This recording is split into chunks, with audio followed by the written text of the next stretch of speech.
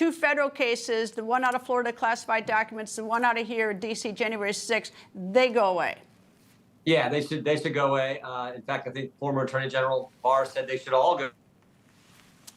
Because, I mean, you just can't have state prosecutors, and certainly not federal prosecutors, going after the President of the United States. And in these cases, as we know, Greta, they're completely driven by politics. It's not about the rule of law. It's not a proper type of prosecution. It's all political lawfare type cases. That, frankly, is why they're all falling apart. And yeah, they should all go away. Well, that brings me to another issue. Assuming that the Republicans hold the House, and assuming that you're still the chairman of the House Judiciary Committee, are you going to get all the documents from these cases? Because you've said that lawfare has been going on. I mean, all the special counsel, we've spent a fortune as taxpayers.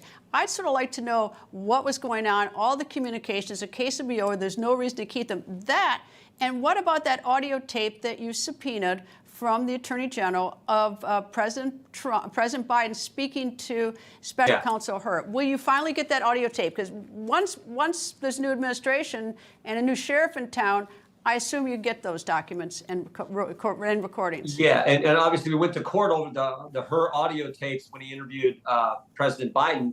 So we're in court over that. But yeah, we want to get all that information, not to mention the information that the FBI has, that the DOJ has relative to Iran hacking President Trump's campaign, all kinds of information we want to get. So part of our job is oversight as members of the Congress. As part of our constitutional duty, we want the information we've been trying to get, so we'll continue to go after that. Should have a better chance of getting that information in the Trump administration than we did in the Biden administration.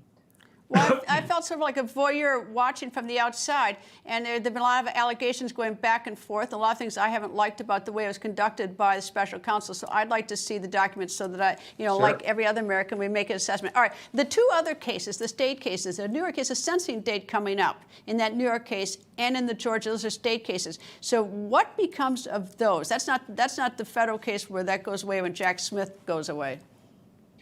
Well, I hope they go away as well. But you're right. The Alvin Bragg has said there's a sentencing supposed to happen with President Trump at some point. There has been postponed a couple times, but I hope those go away, just like the federal cases should go away. But we'll see. But my gut tells me they go away as well. And the country, look, I actually think the Democrats way overplayed this. This political prosecution, I think, backfired on the Democrats. And I go to one of the turning points, I think, was 2 years ago when they actually, Jack Smith, the FBI, raided President Trump's home. And all of us, I think so many Americans looked at this like, what is going on? This is not the kind of thing that's supposed to happen in the greatest country ever. This is not how we operate. But when we saw that, I think that was sort of the start of it. And then all this happened over the last 2 years. I think it backfired on them. And I think the people spoke loud and clear on a number of issues. But certainly this lawfare, this political prosecution issue was one of the issues that drove people to vote the way they did yesterday.